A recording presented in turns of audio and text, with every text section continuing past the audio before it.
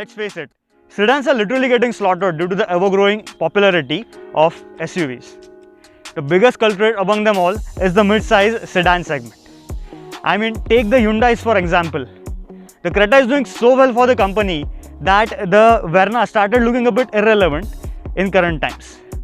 But to balance the sale charts at least a little bit, Hyundai has finally given the Verna the facelift that it always deserved. So, hey guys, what's up? I'm Srinikeet. You're watching my YouTube channel Sri Productions, and today let's check out the 2020 facelifted Hyundai Verna. Let's get started.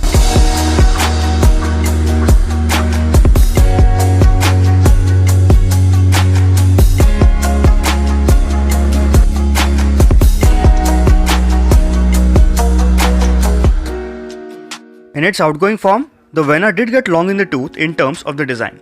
But finally, Hyundai has brought down its international design standards to its Indian offerings as well, and the facelifted Verna is the best application of its design philosophy so far. The front end is simply stunning to say the least.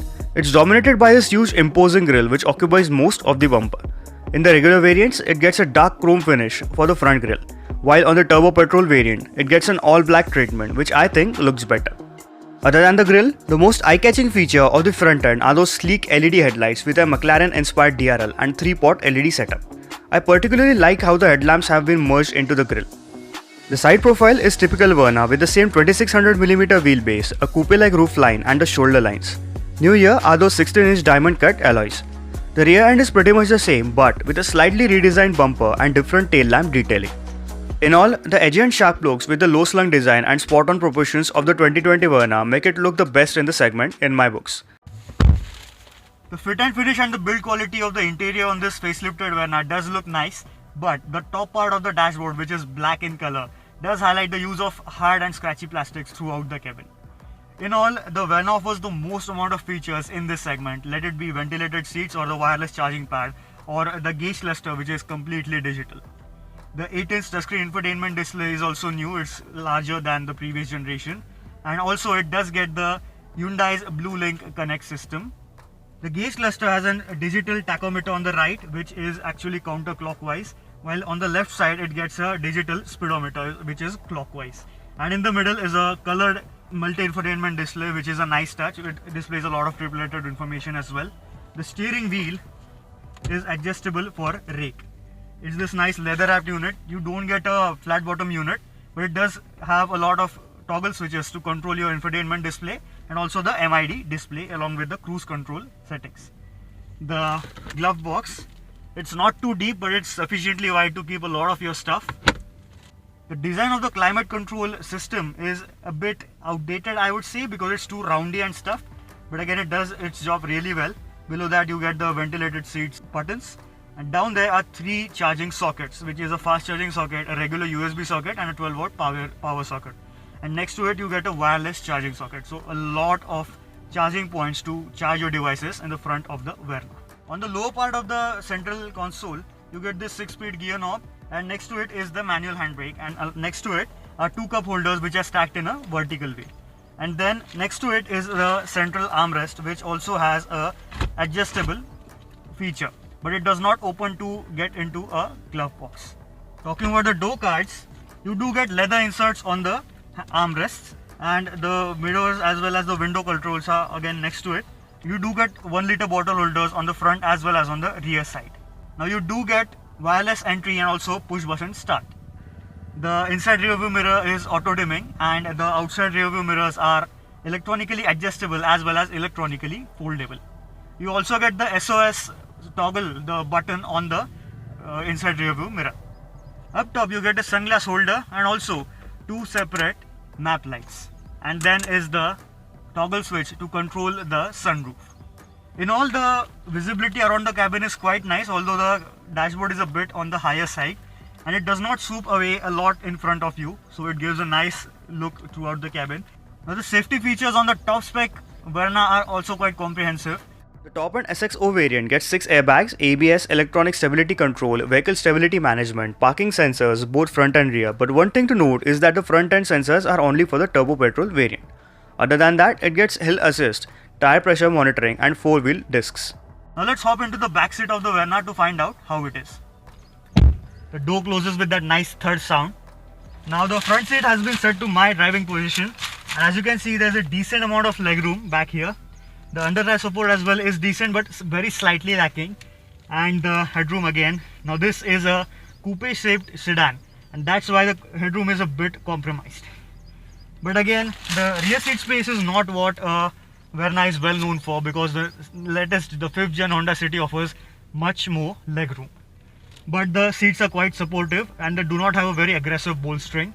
You do get a rear window blind, which is a nice touch.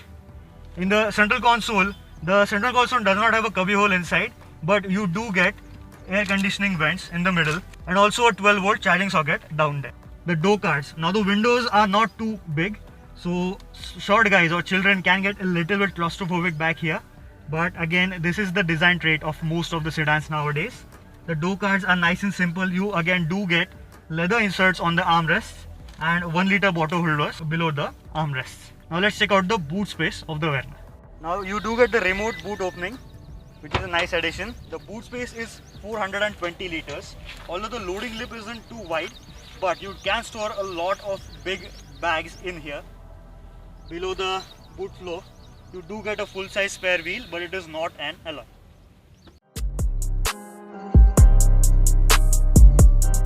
Alright, driving the 1.5 CRDI facelift of the Verna. Now the Verna gets the exact same engine as the 2020 Creta, which is the 1.5 CRDI diesel. And in the Creta and as well as in the Seltos, I was very impressed with the refinement on the engine. And that's because that's a slightly larger vehicle and the engine sits slightly ahead of you. But in the Verna, it sits very close to you. And that's why even at low revs, there's a decent amount of engine noise which is being filtered into the cabin. But then the engine is again very tractable. The performance on this engine is very impressive, and in a package which is even lighter than the Creta, it's even more impressive. Because first of all, the digital tachometer in here gives it a very nice and sporty element. It can be a bit difficult to read it at first, but you will get used to it pretty soon. The bottom end torque is very impressive. You just need to let the clutch out in order to get it off the line, and there's adequate amount of torque even at the bottom end, even below 2000 rpm, this being a slightly lighter vehicle compared to that of the Creta. Coming to the gearbox again is slick and precise. It's got very short and focused shifts. It's not as precise as that of a Ciaz or some other Japanese rivals, especially the City, but it's still a very impressive gearbox. The clutch as well, it's very slightly springy but very light, so it's a breeze to use it in city traffic and shifting gears quite rapidly. The brakes are quite nice. They have a very gradual bite to them. They are just not grabby at all. The feel on them is quite nice as well. The throttle response isn't that instant, obviously it being a turbo diesel engine, but the engine is really tractable. And now we come to the one thing that all the Hyundais have a weak point in, which is the steering on this one. At low speeds it's quite light, but it does weigh up quite nicely, although a slightly heavier steering would be more appreciated. Again, that's the exact same with all the other Hyundais. Suspension of the Verna has been set up for pothole infested roads. The car has a plush ride quality as it irons out quite a bit of road undulations, but push it hard and it does lean quite a bit due to the soft setup. It remains decently planted at high speeds on highways due to its low stance. In all, the 2020 Verna is a really impressive mid-size sedan built keeping the Indian user in mind, with its punchy diesel, a plethora of features and a plush ride quality. And the fact that it's the only diesel offering other than the 2020 City after the BS6 update in its segment makes it sort of exclusive too. Should you buy it over the Creta? Well, the Creta 2 is a really impressive package, but again, if you want a bit more exclusivity and much better looks, the Verna is still the one to go for. So that's pretty much it from my side. Special thanks to Arpit sir from Bhuvan Hyundai, Vaduz MIDC for forwarding me the car for review. Contact details for booking and test drive are in the description down below. Don't forget to subscribe to the channel as we are very close to hitting 5,000 subscribers on the channel. Thanks for watching, I'll see you next time.